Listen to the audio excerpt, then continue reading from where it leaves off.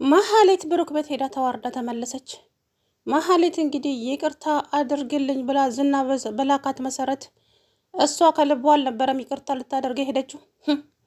ዝና እንደምንም ብለሽ ይቅርታ ያደርግልሽና ከዛ በኋላ ስራችን እንጀምራለን። እንደዚህ ቁጭ ብለሽ ተዘብዝፈሽ ገንዘብ አይገኝም። ስለዚህ ተንቀሳቀሺ፣ የምልሽን አድርጊ፣ ዳጎስ ያለ ገንዘብ እሰጥሻለሁ አላት።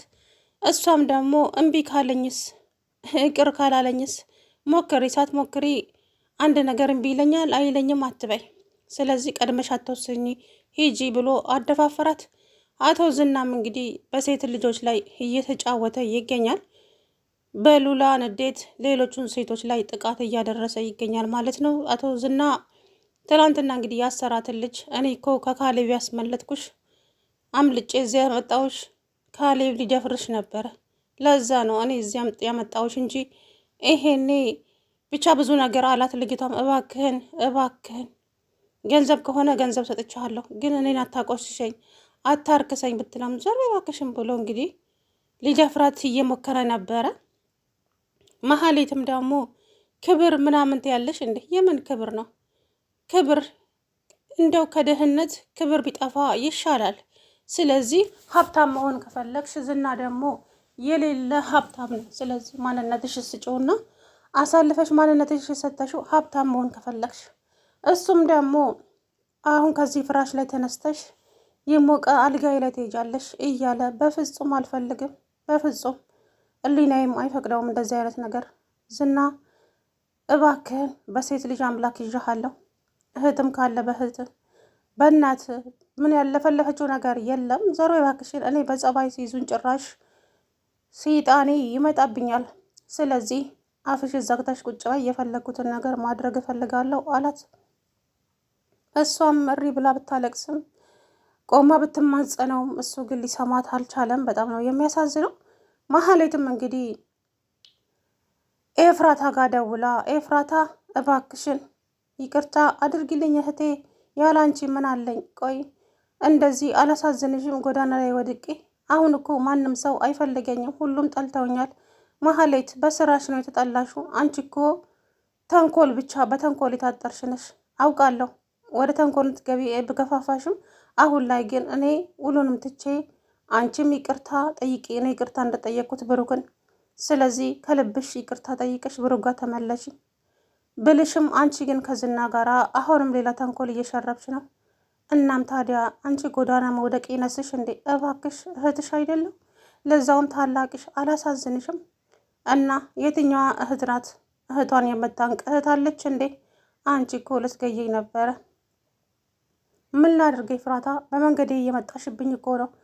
ምንም ነገር ሊሳካልኝ አልቻለም። ነገሮችን እያበላሻሸሽብኝ እና ታዲያ እኔ እኮ እንደዛ ያደረግኩት አንቺ ወንጀል ውስጥ እንዳትገቢ ነው። ለማንም አዳልቼ ለማንም አዝኜ ሳይሆን አንቺ ወደ መጥፎ ነገር እንዳትገቢ ብዬ ነበር። አንቺ ግን ያው ነሽ። ከዝና ጋራ መገናኘትሽን አቁሚ ብልሽም እምቢ ብለሻል መሀሌት። ስለዚህ ተጋፈጩ። እኔ ግን ከዚህ በኋላ አንቺ የምትባል ሰው አላውቅም፣ መሀሌት የምትባል ሰው በፍጹም አለቻት። ታይ ኤፍራታ ይቆጭሻል፣ ታይ ግን ከዝና ያስጣልኩሽ እኔ አይደለሁም እንዴ ብላ ብትማጸናትም በፍጹም ለእንደዚህ አይነት ነገር ጆሮዬ ዝግጁ አይደለም፣ አዝናለሁ መሀሌት አለችና ጆሮዋ ላይ ዘጋችባት። በጣም ተናደደች መሀሌት። ከዛ በኋላ ዛሬ ደግሞ ፊትሽን ጥለሻል፣ ምን ሆነሽ ነው እባክሽ ቢላትም አቶ ዝና ኤፍራታ አላስገባም አለችኝ ቤት። ደግ አደረገችሽ። አየሽ መሀይም ነሽ እምልሽ እኮ ለዚህ ነው። አየሽ እህትሽ እንኳን ጨክናብሻለች። አንተ ደግሞ ይባስ አታናደኝ ዝና። እውነቴን እኮ ነው ኤፍራታ ጀግና ናት። አየሽ በጸባይ ከሷ ጋር ብትኖር ይኖሮ። ስለዚህ ምንም አይነት ጸባይ የለሽም። ብሩክ ያልቻለሽ ለነገሩ ማን ሊችልሽ ነው? አንቺ እኮ ብሩክ እኮ የዋ ነው እያላት እንግዲህ ጭራሽ እያናደዳት ይገኛል ማለት ነው አቶ ዝና። አሁን አንቺ ያለሽ አማራጭ ደግሞ ዝና ማነው ብሩክና መድብል ሊከሱን እንትን ቤት ሄደዋል ብለዋል፣ ፖሊስ ጣቢያ ሄደዋል። ከኛ ደግሞ ወሬ አይደበቅም። አሁን ሞቱን እያፋጠነ ነው አቶ ብሩክ። ጭራሽ ወደ ህግ ሄደ ማለት ነው። እኔ ያበበ ደንደሳ ልጅ ያበበ ማንትስ ልጅ እያለ እንግዲህ ፉከራውን ቀጠለ። ምን ነው ፈራህ እንዴ አለችው መሀሌት። እኔ ነኝ የምፈራው? እኔ ዝና በፍጹም አልፈራም። በፈራም ደግሞ ላንቺ አልነግርሽም። አይ ፈርተሃል እንጂ ታስታውቃለህ እኮ ዝና አለችው። ሴትዮ አፍሽ ዝጊ። እዛ የስድብ ናዳ እሷ ላይ አወረደባት። ለማንኛውም ይሄን ክስ የማይተዉ ከሆነ ከባድ ችግር ይፈጠርባቸዋል አለ። አሁንም በጉልበታቸው ነው የሚተማመኑት ማለት ነው። ጉልበት እንኳ የላቸውም። መድብል ነው ጀግና እውነት ለመናገር እና እነ ብሩክም ደግሞ በቃ ብሩክ ከዚህ ቤት ቀይረን በሌላ ቦታ እንሄድ መድብል በቃ ከነዚህ ሰዎች መራቅ አለብን። ሞገስም ከሀገር ሊወጣ ስለሆነ እኛም ደግሞ ከዚህ ቤት ለቀ ሌላ ቦታ እንሄዳለው። መድብልም እንግዲህ ጥሩ ቤት አግኝቻለሁ እዛ እንሄዳለን ሰሞኑን እያለ ነው ማለት ነው። አቶ ዝናም እንግዲህ ገና ለገና መድብል ያስይዘኛል እያለ ያዙ ልቀቁኝ፣ እኔማ ዝና አይደለሁም እነኚህ ሰዎች ባልሰራላቸው ዝም ብለህ ትፎክራለህ እንጂ እኮ ስታደርገው አላየሁም አለችው ማህሌት። አንቺ መሀይም ታይ ግን አፍሽን በተዘጊ ነው የሚሻልሽ ሲል እኔ ደግሞ እሷን የሚሰድባት ስድብ በጣም ነው የሚያስቀኝና ከዛ በኋላ አሁን የራስሽን ህይወትን መኖር ትችያለሽ። ስለዚህ ከዚህ በኋላ ምንም አይነት ስራ ሳትሰሪ ገንዘብ ምናምን እያልሽ እኔ ያንቺ ኤቲኤም ነኝ ምንድን ነኝ እኔ የባንክ አካውንትሽ ነኝ እየመጣሽ ብር የምትጠይቅኝ። ከዚህ በኋላ ግን አንድ ነገር ስራ ሳትሰሪ ገንዘብ ብትይ ነግሬሻለሁ ምላስሽን ነው የምቆርጥልሽ አላት። እንዴ ታዲያ ገንዘብ የለኝማ በፊት እንኳ ኤፍራታ ነበረች የምትሰጠኝ እሷም ጨከነችብኝ። ደግ ያደረገችሽ ኤፍራታ ጀግና ነች አልኩሽ እኮ ጎበዝ ናት ቆፍጠን ያለች አየሽ። መሀይም ነሽ አንቺ የትልቅ መሀይም እያለ እንግዲህ ሙልጭ አድርጎ ሰደባት ማለት ነው። ወይ ስድቡ ግን ከዛ በኋላ እሷም እሺ በቃ ብላ ተናዳ እዛቸው የታገተችው ልጅ ጋር ሄደች። አንቺ ሴትዮ ወደዚህ እንዳትመጪ አላልኩሽም እንዴ? አንቺ ግን ሴት ነሽ፣ በሴት ልጅ ላይ የምትጨክኝ በጣም ከባድ ሰው ነሽ። እንደዛ ስለምንሽ ግን ለዝና አሳልፈሽ ልትሰጪኝ ነበረ። ዘር በይ እባክሽ። አንቺ ደግሞ ክብር እያልሽ አትጃጃይ። ይልቁንስ ከዝና ጋር ተኝና ዳጎስ ያለ ገንዘብ ይሰጥሻል። ዘር በይ። በገንዘብ አላምንም እኔ ግን ክብሬ፣ ማንነቴ፣ ሴትነቴ ይበልጥብኛል። ራሴን አላረክሰውም። እንግዲህ ምርጫው ያንቺ ነው። እንደዚህ በጸባይ እምቢ ካልሽ እሱ በጉልበት አይለቅሽም። ሰውየው ዝና ነው፣ እኔ ስለማውቀው ነው። ከዛ ጭራሽ ልጅቷ እንድትፈራ አደረገቻት። እውነት ለመናገር ልጅቱ በጣም ነው የምታሳዝነው። እንግዲህ ብትለምነውም እሱ ደግሞ ዞር በይ፣ ከዚህ በኋላ አንቺ የኔ ሚስት ነው የምትሆኘው፣ እነሱን እገላቸዋለሁ። ያ ማለት የኔ ሚስት የምትሆኘው አንቺ ሉላ ስትሞት ብቻ ነው። ሉላን ከገደልኳት በኋላ አንቺ የኔ ሚስት ትሆኛለሽ አላት። እሷም ደግሞ ለምን መግደል አስፈለገ? ለምን ትገላታለህ? እሷም የራሷን ህይወት ትኑር፣ አንተም የራስህን ህይወት ኑር። ሰው ከመግደል ምን ይገኛል? ዝም በይ አንቺ አትፈላሰፊብኝ። ምን አገባሽ በዚህ መሀል አላትና ልጅቱን አፏን አዛጋት። ሰላም ውድና የተከበራችሁ የቻናሌ ቤተሰቦች እንዴት ናችሁ? አለው ደህና ነኝ። እንግዲህ ዛሬ ትናንትና ወይዘሮ ማህሌት አቶ ዝና ሂጂና ብሩክን ይቅርታ ጠይቂው፣ እንደምንም ብለሽ እግሩ ላይም ወድቀሽም ቢሆን ይቅርታ ጠይቂው። ከዛ በኋላ አንዴ እግርሽ እዛ ቤት ከገባ በኋላ ሁሉንም ነገር ታስተካክይዋለሽ። ታዲያ በጥንቃቄ እንደ በፊቱ ስትዝረከረኪ ሌላ ነገር እንዳታመጪ።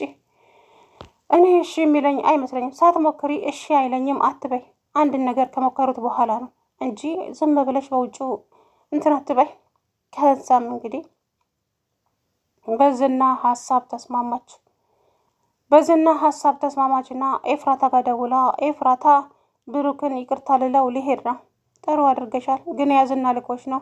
ዝና ከላከሽ ለተንኮል ነው የሚሆነው እንጂ ላንቺ አዝኖልሽ አይሆንም። አሁንም ደግሞ ሌላ ጣጣ ሊያመጣብሽ ነው። ይልቁንስ አንቺ ሰው ብትጠነቀቂና ሄደሽ በራስሽ በንጹህ ልብሽ ይቅርታ ብትጠይቂው ይሻልሻል አለቻት።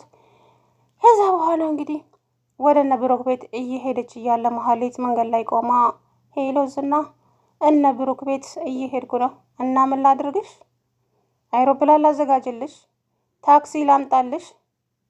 አይ እንደዛ ሳይሆን ገንዘብ ፈልጌ ነው። ቆይ አንቺ ሴትዮ፣ እኔ ያንቺ ኤቲኤም ነኝ? ያንቺ ባንክ አካውንት ነኝ? ምንድነው 10 ጊዜ ገንዘብ የምትይው? ስራሽን ስሪና በአግባቡ ስራውን ሰርተሽ ከጨረስሽ በኋላ ገንዘቡ ይሰጥሻል። ስራ ሰርተሽ ሳትሰሪ ግን ምንም አይነት ገንዘብ የለም እናቴ። ከዛ በኋላ እንግዲህ ምንም አይነት ስራ ሳትሰሪ ገንዘብ እንዳትጠይቅኝ ማህሌት ነግሬሻለሁ። አሁን ወደ ታዘሽበት ዝም ብለሽ ሂጂ አላት። አሁን ብሩክ ካላስገባኝስ? ሴትየው መጀመሪያ ሞክሪ ያልኩሽ እኮ አብሽረት ትክፈች እዚህ ቆመሽ አላት። እሷም እነ ብሩክ ቤት እንግዲህ ለማንኳኳት ሄደች። ቅድስትና ብሩክም ቁጭ ብለው እንግዲህ እየተጎራረሱ በስስት አይን እየተያዩ እንግዲህ የወደ ወዳቸውን እየተጨዋወቱ አንቺ ለእኔ ብዙ መስዋዕት ከፍለሽልኛል። እውነት እኔ እንጃ ለአንቺ ምንም አይነት ቃላት የለኝም ቅድስት። ማንም የማያደርገውን ነገር ነው ያደረግሽልኝ። እናም ከዚህ ቤት ወጥተን አዲሱ ቤት እንሄዳለን እና እዛ ደግሞ ጥሩ ነገር እንደሚኖረን ተስፋ አደርጋለሁ። እሺ ጋሼ ፈጣሪ ያውቃል እያለችው እያለ በር ተንኳኳ። ቅድስት ልክፈት እያለች እሷም ስትከፍተው መሀሌት ናት። እላዋ ላይ ድርግም አደረገችባት። ማነች ቅድስት ማነች ስለው አሁንም ከፈተችና ድርግም አደረገችባት። ቅድስት ምን ሆነሻል? ማን ነው የመጣው? ጋሼ መሀሌት መጣች። ምን? አዎ መሀሌት መጣለች። ደግሞ ምን ልትሆን መጣ? ይቅርታ ልጠይቅህ ብሩክ፣ ይቅርታ ልጠይቅህ፣ በድዬሃለሁ፣ አጥፍቻለሁ፣ ይቅርታ አድርግልኝ እባክህን ብላ እንግዲህ ማስመሰሏን ቀጠለች። ቀጥ ብለሽ ከዚህ ቤት ውጪ ከባድ